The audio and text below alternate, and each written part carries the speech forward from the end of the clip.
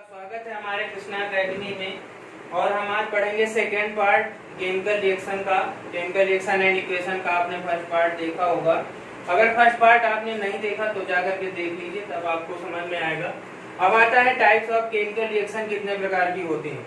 तो हम chemical reaction उस बार पढ़े थे कि जो केमिकल रिएक्शन क्या होती है, जो एक ही दिशा पर चल करके कंप्लीट हो जाती है, रिएक्टेंट और प्रोडक्ट बनता है। जितना ही हम रिएक्टेंट लेते हैं उतना ही हमारा प्रोडक्ट बनता है। अब आता है टाइप्स ऑफ केमिकल रिएक्शन में फर्स्ट होती है हमारी combination reaction. Combination reaction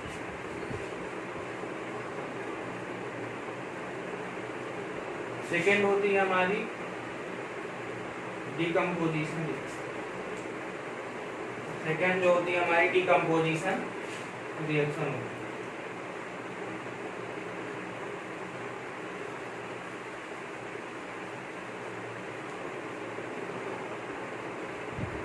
decomposition reaction third होती है हमारी डिस्प्लेसमेंट रिएक्शन।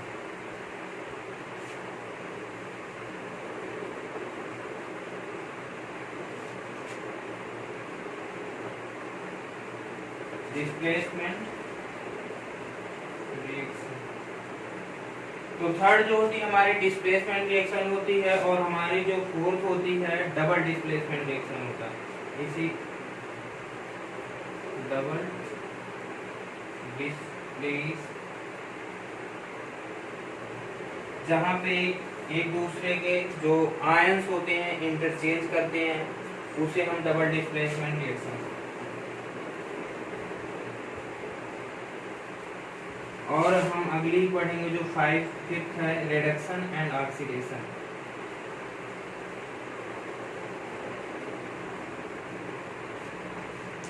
रिडक्शन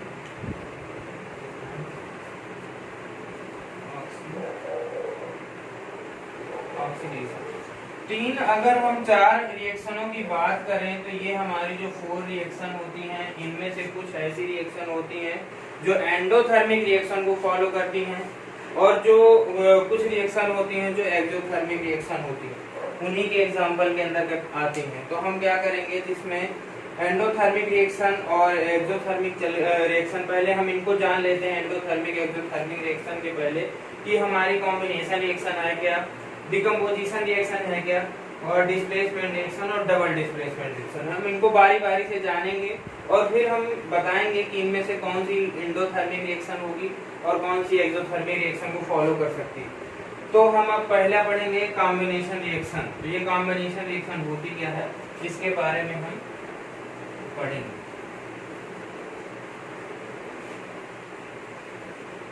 तो कॉम्बिनेशन रिएक्शन बच्चों ये एक प्रकार से एक रिएक्शन होती है। जब हम ये 9th क्लास में भी हम कॉम्बिनेशन रिएक्शन के बारे में हमने पढ़ा होगा।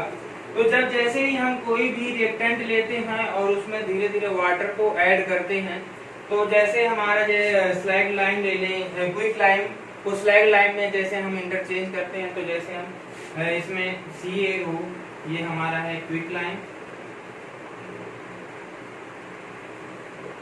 क्विक लाइन में हम विगरसली धीरे धीरे करके हम इसमें H2O ऐड करते हैं, तो हमारा ये स्लैग लाइन में कन्वर्ट हो जाता है, प्लस हमारी जो हीट है वो रिलीज होती है। हमने देखा होगा जब भी हम स्लैग लाइन को चूने में, सूखे चूने में हम अगर धीरे से अगर वाटर ऐड करते हैं, तो उसमें अगर गीला चूना होता है तो उससे हीट रिलीज होती है, ठीक है, कार्बन डाइऑक्साइड, ठीक है। तो ये हमारी क्या होती है, कॉम्बिनेशन रिएक्शन होती है। इसमें क्या होता है, हाइड्रोक्साइड जो जितने भी होते हैं हाइड्रोक्साइड में कन्वर्ट हो जाता है, ठीक है। तो ये कॉम्बिनेशन रिएक्शन कहलाती है। जैसे हम कोई भी ले लें, जैसे हम लेते हैं कोई भी रिएक्शन होती है, जैसे हम कार्बन डाइऑक्साइड को ऑक्सीजन के साथ कार्बन डाइऑक्साइड हमने बना करके दिखाया था। फॉर्मेशन ऑफ वाटर, कई प्रकार की वाटर फॉर्म होता है, जैसे कैसे वाटर फॉर्म में फॉर्मेशन करते हैं, तो ये रिएक्शन ये भी है। जैसे होती है, जैसे हम 2H2O ले लें, 2 मॉलिक्यूल ऑफ 2H2O प्लस हम लेते हैं 2H2O प्लस O2, तो हमारी जो रिएक्शन बनके तैयार होती है वो होती है 2H2O।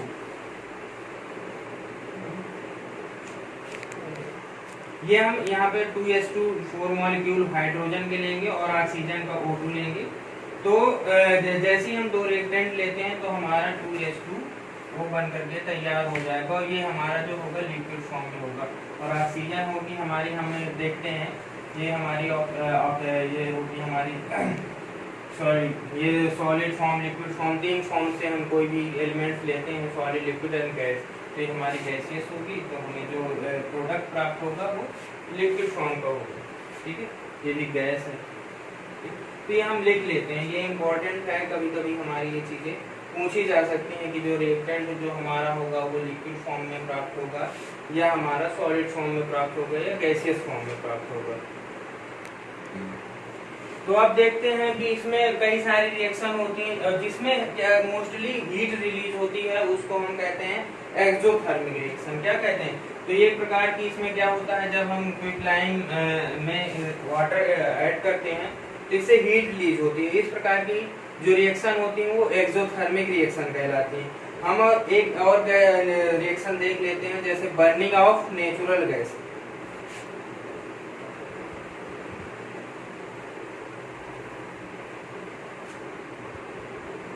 Burning of natural gas,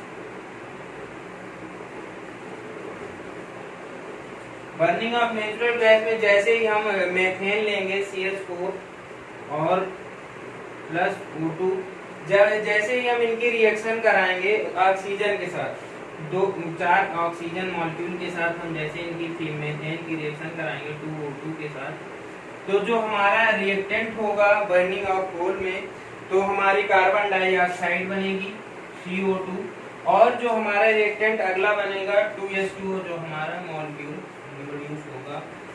हम काउंटिंग कर लेते हैं, 4 हाइड्रोजन के कंपाउंड है और कार्बन का 1 है, तो कार्बन का 1 है, और जो ऑक्सीजन के 4 हैं तो 2 ये हो गए और 2 ये हो गए, तो टोटल 4 हो गए।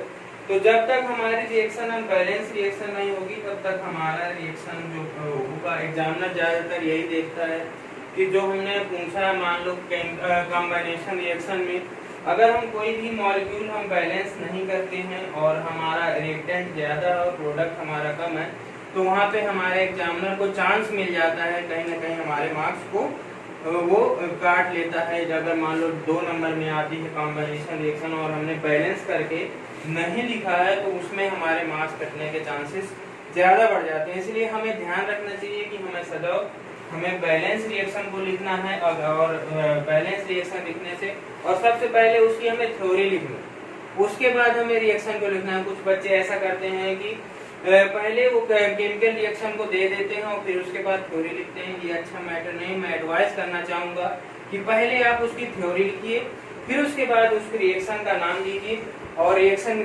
दिखाइए, जिससे मार्क्स अच्छे मिलते हैं और अच्छा मार्क्स आते हैं। हाँ, तो अब हम सेकेंड पढ़ेंगे डिकम्पोजिशन रिएक्शन क्या होती है। तो डिकम्पोजिशन रिएक्शन में जब हम रिएक्शन में 2 सिंपल सब्सटेंस में कन्वर्ट हो जाता है, कोई भी रिएक्टेंट हमारा जो होता है simple substance 2 more than substance में जो प्रोडक्ट प्राप्त होता है वह हमारी डिकम्पोजिशन रिएक्शन कहलाती है। A = 2B+C हमने बना दिया है आपके लिए। और आता है थर्मल डिकम्पोजिशन, जब हम किसी को कैरी करने के लिए हमें हीट की रिक्वायर होती है, जब हीट और इलेक्ट्रिसिटी और से डिकम्पोज किया जाता है, वैसी रिएक्शन हमारी क्या कहलाती है, डिकम्पोजिशन रिएक्शन। जैसे हमने यहाँ पे ले लिया है डिकम्पोजिशन रिएक्शन में, जैसे बेबी लेड नाइट्रेट ले लिया है, जब इसको हम हीट देते हैं तो हम lead dioxide plus di tetra tri ऐसे करके फॉर्म चलते हैं, mono di tetra hexa penta on dec dec 2 dec tetra dec. तो इस तरह से हमारे को यहाँ पे ट्राई लेड नाइट्रेट्स लेते हैं और हमारा लेड नाइट्रेट हमारा लेड ऑक्साइड में कन्वर्ट हो जाता है और हमारा 4NO2 और प्लस ऑक्सीजन गैस रिलीज होती है। और इसी तरह से जैसे ही हम वो ले लेते हैं, फेरस सल्फेट ले लेते हैं और इस तरह से कई सारी रिएक्शन हमारी होती हैं। जैसे लाइम स्टोन है CaCO3, तो लाइम स्टोन को जैसे ही हम हीट देते हैं तो हमारी क्या होती है, कैल्शियम ऑक्साइड में कन्वर्ट हो जाता है plus carbon dioxide gas release होती है। तो ये हमारा क्या कहलाता है, डिकम्पोजिशन रिएक्शन कहलाती है। हाँ, तो स्टूडेंट हम अब जानेंगे डिकम्पोजिशन में इलेक्ट्रोलाइटिक डिकम्पोजिशन रिएक्शन क्या होती है। तो एक हम मग ले लेंगे बड़ा सा, उसमें एक एनोड और एक कैथोड ग्रेफाइट रॉड ले लेंगे और इनको 6 वोल्ट की करंट से हम यहाँ पर यहाँ से जैसे ही हम इसमें करंट इलेक्ट्रिक करंट फ्लो करेंगे तो इस ट्यूब पे एक में ऑक्सीजन गैस आएगी और एक में हाइड्रोजन गैस प्रेजेंट हो जाएगी। तो इससे हमें पता चलता है जब हम किसी भी में स्मॉल करंट हम इलेक्ट्रिक करंट वाटर में हम जैसे ही हम ले जाते हैं तो ये क्या होते हैं, इसके जो आयन है वो अलग अलग इंटरचेंज हो जाते हैं। तो ऑक्सीजन इस ट्यूब पर और हाइड्रोजन इस ट्यूब पर आ जाती है। तो जैसे 2H2O प्लस इलेक्ट्रिक करंट यहाँ पर हमने रिक्वायर किया फोटो इलेक्ट्रोलाइटिक डिकम्पोजिशन रिएक्शन में, तो 2H2 प्लस O2, तो जो हाइड्रोजन और ऑक्सीजन अलग अलग हो जाती हैं। तो इस प्रकार से क्या होती है, इलेक्ट्रोलाइटिक डिकम्पोजिशन रिएक्शन कहलाती है।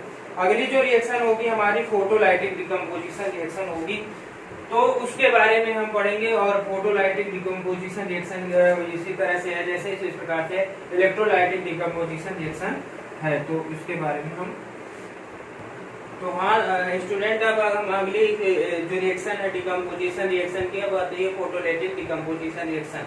तो जिसको हम सनलाइट की प्रेजेंट पर रिएक्शन को कराते हैं वो हमारी फोटोलाइटिक डिकम्पोजिशन रिएक्शन कहलाती है। जैसे हम 2AgCl को सनलाइट की उपस्थिति में हम रिएक्शन कराते हैं तो हमारा क्या होता है, 2Ag प्लस Cl2 गैस में कन्वर्ट हो जाता है। और जैसे हम सिल्वर ब्रोमाइड को हम रिएक्शन कराते हैं सनलाइट की प्रेजेंट में, तो ये इसमें भी हमारा जो सनलाइट की रिप्रेजेंट में कराते हैं तो हमारे इसमें अलग सिल्वर जो है ब्रोमीन से अलग हो जाता है। तो ये हमारी क्या होती है, फोटोलाइटिक डिकम्पोजिशन रिएक्शन होती है। और इस फोटोलाइटिक डिकम्पोजिशन रिएक्शन का हम उपयोग फोटोग्राफी में यूज करते हैं इसका। तो ये हमारी क्या होती है, फोटोलाइटिक डिकम्पोजिशन रिएक्शन। तो ये डिकम्पोजिशन रिएक्शन में हम देखे थे कि फोटोलाइटिक डिकम्पोजिशन रिएक्शन क्या होता है, इलेक्ट्रोलाइटिक डिकम्पोजिशन रिएक्शन क्या होता है और थर्मल डिकम्पोजिशन रिएक्शन क्या होता है। इन सारे रिएक्शन में किसी न किसी को रिएक्शन को ब्रेक करने के लिए सनलाइट, इलेक्ट्रिक करंट और हीट की रिक्वायरमेंट थी। तो इस प्रकार हम पढ़ेंगे कि एंडोथर्मिक रिएक्शन, अभी तक हमने देखा था कि एक्सोथर्मिक रिएक्शन में क्या होता था, हीट रिलीज होती थी। अब इसमें एंडोथर्मिक रिएक्शन में क्या है, ये रिएक्शन क्या होती है, the chemical reaction which required to energy, जिसमें हमें उस रिएक्शन को ब्रेक करने के लिए हमें हीट और लाइट और इलेक्ट्रिसिटी की रिक्वायरमेंट होती है उस रिएक्शन को ब्रेक करने के लिए। इस प्रकार ऐसी जो रिएक्शन डिकम्पोजिशन की रिएक्शन होती हैं वो हमारे एंडोथर्मिक रिएक्शन भी कह सकते हैं। तो ये हमारा डिकम्पोजिशन रिएक्शन का पार्ट था और इसी को हम एंडोथर्मिक रिएक्शन के नाम से जानते हैं। हाँ तो बच्चों, हम ये अभी हम एंडोथर्मिक और एक्सोथर्मिक रिएक्शन में कौन कौन सी डिकम्पोजिशन और कॉम्बिनेशन रिएक्शन के बारे में पढ़ा था। बाकी जो हमारे जो रिएक्शन रह गए हैं जैसे डबल डिस्प्लेसमेंट रिएक्शन और ऑक्सीडेशन रिडक्शन क्या होता है, कोराइजन डेंसिटी और ये सारी खत्म करके हम इस चैप्टर की समाप्ति करेंगे। तो मैं समझता हूँ आपको दोस्तों ये समझ में आया होगा। जो भी ना समझ में आया हो कमेंट बॉक्स में आकर के कमेंट कीजिए, मैं उसको समझाने का प्रयास करूंगा। और इस चैनल को अधिक से अधिक दोस्तों को भेजें जिससे उनको भी ये नॉलेज हो और आगे चल करके हम अपने इस अवसर को जो लॉकडाउन का है और घर में रह करके हम अधिक से अधिक फायदा उठा सकें और अच्छे अच्छे मार्क्स ला सकें, यही हम चाहते हैं। और चैनल को सब्सक्राइब करें, लाइक करें, कमेंट करें। धन्यवाद।